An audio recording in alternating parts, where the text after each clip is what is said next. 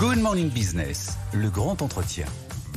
Il est 7h42 sur BFM Business et sur RMC Découverte. Notre invité ce matin dans le grand entretien, c'est Laurent Favre. Bonjour, vous êtes le directeur général d'OP Mobility. Justine Fassonne est à mes côtés puisque vous suivez le secteur automobile pour BFM Business. On va essayer de savoir comment vous réussissez dans un contexte compliqué pour l'industrie automobile, un contexte de guerre commerciale difficile pour l'ensemble de l'industrie européenne, à continuer de croître. Vous venez de publier un chiffre d'affaires en croissance de 3,1% pour le premier trimestre 2025. Ça ne veut pas dire que les perspectives sont flamboyantes ou que c'est facile pour la suite, mais comment on s'en sort, comment on continue à réussir à continuer de vendre ?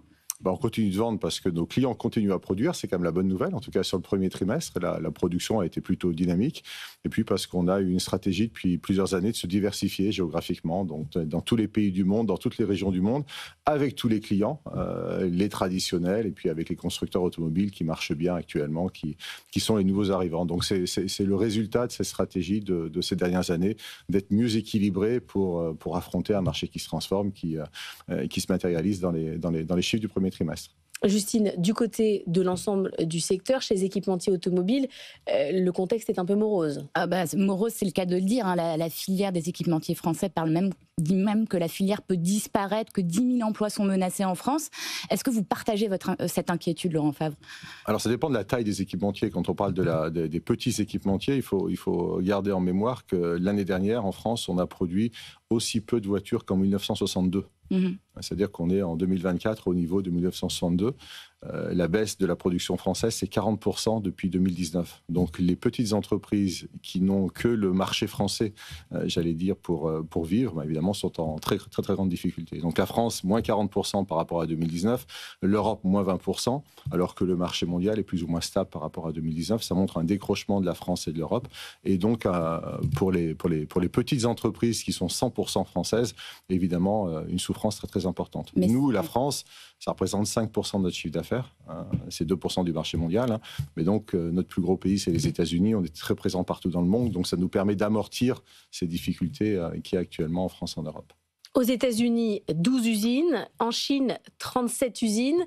Comment vous voyez la guerre commerciale aujourd'hui ? Vous êtes présent dans les deux pays. Est-ce qu'il faut choisir son camp ? Comment vous voyez ça ? Non, je pense qu'il ne faut pas choisir son camp. Nous la guerre commerciale, comme tout ce qui est des frontières au libre-échange, on pense que c'est négatif pour l'économie de façon générale. Ça dépasse même l'automobile.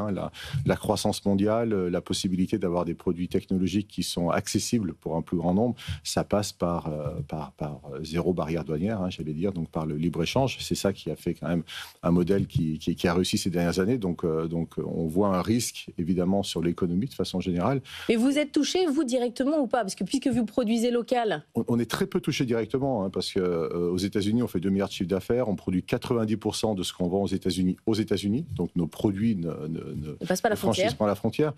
Par contre, on sait que nos clients, quand un client américain produit un véhicule américain, un gros pick-up américain, même si le produit aux États-Unis, il est obligé d'importer des pièces qu'on ne trouve pas aux États-Unis, des écrans par exemple pour les voitures, et tout ça fait que sa voiture aujourd'hui lui coûte 5 à 10 000 $ de plus à produire. Et donc c'est pas un prix qu'ils peuvent répercuter au consommateur final, sinon les gens vont plus acheter de voitures, ils rognent sur leur marge et c'est pas pérenne. Donc on est content du premier trimestre, on voit que le deuxième trimestre devrait être solide, et il y a une grosse incertitude sur le second semestre de par l'augmentation du coût finalement de l'automobile, mais de tous les biens dans le monde, et donc un risque fort que l'économie ralentisse. Justine, quelques jours seulement après l'élection de Donald Trump, vous disiez vouloir accélérer aux États-Unis, ouvrir des usines. C'était vraiment le rêve américain d'OP Mobility. Est-ce qu'aujourd'hui, vous tenez toujours le même discours ? Alors, ce n'était pas lié à l'élection de M. Trump. Non, c'est simplement... les États-Unis, c'est un grand marché, l'Amérique du Nord, un marché qui est beaucoup moins régulé que le marché européen, beaucoup moins de contraintes réglementaires. C'est pour ça que c'est un marché qui est plus dynamique que ce qu'on a en Europe depuis quelques années. Et puis, c'est un marché aussi avec énormément d'acteurs de la tech. Quand on parle de véhicules autonomes, on pense au coup d'après, quand on a une entreprise comme la nôtre et pas simplement à ce qui se passe aujourd'hui, c'est les véhicules autonomes arriveront aux États-Unis et en Chine. Donc c'est pour ça qu'on avait dit et qu'on continue à dire, il faut qu'on augmente notre présence aux États-Unis, en Amérique du Nord, comme ce qu'on fait en Chine, parce que c'est là que la révolution de la mobilité se passe, et c'est parce que là qu'OP Mobility veut croître et accompagner ses clients, les traditionnels et les nouveaux arrivants, pour justement développer cette nouvelle mobilité. Donc vous n'avez pas changé d'avis ? Pas du tout. Même quand vous entendez Emmanuel Macron dire qu'il faudrait y réfléchir à 2 fois pour certains industriels avant d'investir aux États-Unis. Quand vous entendez le ministre de l'économie qui dit ce week-end que certains chefs d'entreprise manquent de patriotisme économique. Je rebondis sur ce que vous disiez tout à l'heure. Les petites entreprises qui sont que françaises sont en train de mourir. Et la France devrait être fière de groupes internationaux comme nous, comme d'autres, qui ont su se développer ces dernières années, qui ont su se développer avec une base française forte. Je rappelle qu'on investit fortement en France aussi. On est en train de faire une usine pour faire des réservoirs à hydrogène dans le nord de la France, avec énormément d'investissements. Mais la force du groupe, c'est sa capacité à être présent mondialement. Donc on continue notre marche à investir partout dans le monde où on peut créer de la valeur, ce qui renforce les racines françaises du groupe. Justine. En Chine, c'est aussi un marché extrêmement important. Est-ce que vous êtes à Shanghai aujourd'hui? Parce qu'il y a un salon impressionnant qui est en train de se dérouler avec une démonstration de force des constructeurs chinois, notamment de BYD. Vous y êtes à ce salon? Nos collaborations, j'y suis pas personnellement parce que oui, avec vous ce matin, effectivement, vous le constatez. On peut le voir. On n'a pas encore le don d'ubiquité. Non, pas encore. Non, mais Shanghai, c'est un marché fascinant, la Chine. C'est un marché qui a été le moteur de la croissance mondiale en termes de volume pendant de nombreuses années et qui est maintenant le marché avec le plus d'innovation au monde. Donc, je crois qu'il faut que tout le monde comprenne bien que les Chinois ne sont pas simplement pertinents parce qu'ils arrivent à faire des véhicules à des prix abordables, mais surtout parce qu'ils ont des technologies qu'ils ont développées beaucoup plus rapidement que des constructeurs traditionnels. Donc nos collaborateurs sont à Shanghai, on a près de 40 usines en Chine, on est leader sur le marché chinois sur toutes les pièces extérieures, donc on y est très très présent et j'y serai très prochainement de nouveau pour travailler notamment avec les clients que vous avez abordés auparavant. Marché qui va évoluer aussi quand même, parce que 20 constructeurs chinois aujourd'hui différents qui potentiellement pourraient se racheter. Vous n'avez pas encore BYD comme client? Si, déjà. Est-ce que vous voyez l'évolution de ce marché chinois avec peut-être des marques qui vont disparaître? Il y a beaucoup de monde aujourd'hui là-bas. Il y en a beaucoup plus que 20. Personne ne sait exactement, mais il y en a plus de 100. Donc en fonction de qui à vous demander, vous avez des réponses différentes. Donc c'est un marché qui est en forte croissance, c'est un marché qui est en forte disruption et il y a probablement trop d'acteurs actuellement, donc ça va se consolider. Maintenant, des groupes comme BYD, c'est 5 millions de voitures par an, donc c'est des groupes qui deviennent dans le top 10 mondial, donc ceux-là sont très très solides. Des plus petits vont probablement disparaître ou se consolider. Est-ce que vous craignez la concurrence des équipementiers chinois, parce qu'ils sont aussi très forts sur ce domaine?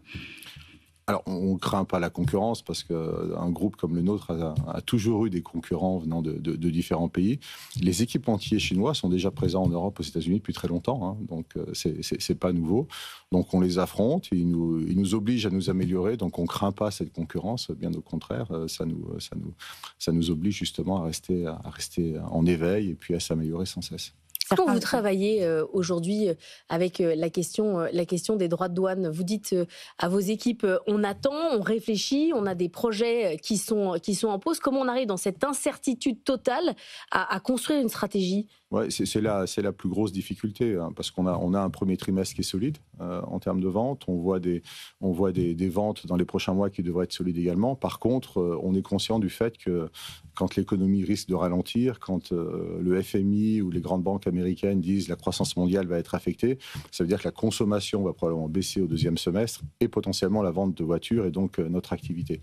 Donc on remercie les collaborateurs pour ce qu'ils font, on leur explique ce qui se passe et ce qui peut se passer et donc on lance des plans d'économie plus importants, pas parce qu'on voit des prévisions. Vous en lancez un là, C'est fait, ouais, il y a quelques semaines, en disant tout ce qui n'est pas essentiel, on arrête.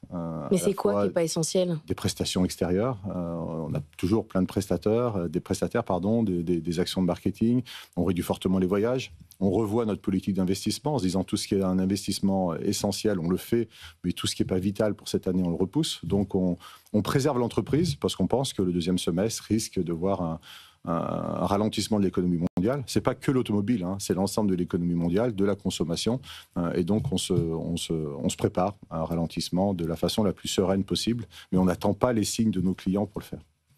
Vous avez toujours eu un regard un peu sévère sur l'Europe et la possibilité de réindustrialisation. Ça s'aggrave? Ça s'arrange? Mon regard s'arrange pas forcément. Au premier trimestre, l'Europe, en termes de production automobile, c'est moins 7%. Donc on continue, j'évoquais le fait que depuis 2019, c'est moins 20%, et au premier trimestre, c'est moins 7%. Donc on est dans un marché qui est le plus réglementé du monde, pour tout, hein. Réglementation sur les technologies, évidemment pour décarboner la mobilité, réglementation quand il s'agit de produire, la façon de produire et toutes les règles auxquelles on doit répondre. Donc, force est de constater que l'Europe décroche depuis quelques années, probablement à cause de cette réglementation. Vous êtes plutôt team Bernard Arnault que Eric Lombard, si je comprends bien. Non, moi je suis team personne. Je constate simplement que l'Europe décroche, qu'on a une politique qui est différente des autres régions du monde. Je ne suis pas là pour dire c'est les meilleures ou moins bonnes, hein, mais en tout cas, c'est un impact négatif. Et que l'Europe, dans l'automobile, était un exportateur de voitures, notamment l'Allemagne, que vous évoquiez tout à l'heure.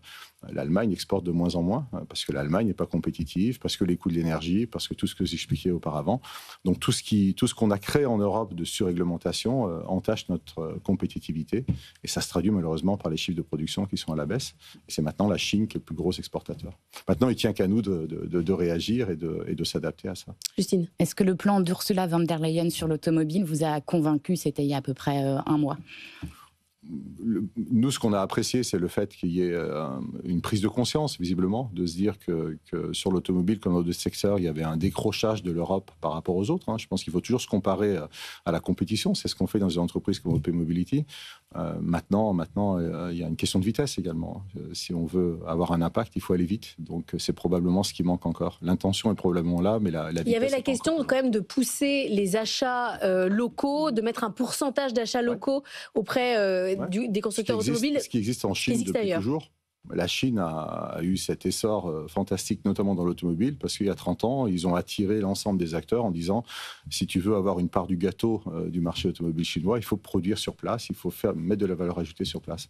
L'IRA de l'administration Biden, c'était rien d'autre que ça. C'était je te donne des subventions, il faut produire sur place et tu seras le bienvenu. Donc on pense que l'Europe devrait faire la même chose. Là-dessus, on en est toujours à l'intention. Oui, voilà. On est à l'intention, et c'est là que je parlais de vitesse. Donc c'est ça qui... Il faudrait un IRA européen demain, quoi. On ira, je ne sais pas, mais en tout cas se dire que le marché est ouvert pour tous ceux qui veulent profiter du marché européen, qui est un gros marché, mais qu'il faut qu'on garantisse le fait qu'on crée de la valeur ajoutée en Europe. C'est ça qui est important. Hein. Et donc, quand un Chinois veut venir en Europe, qu'il produise vraiment en Europe et qu'il amène des technologies dont on a besoin en Europe également.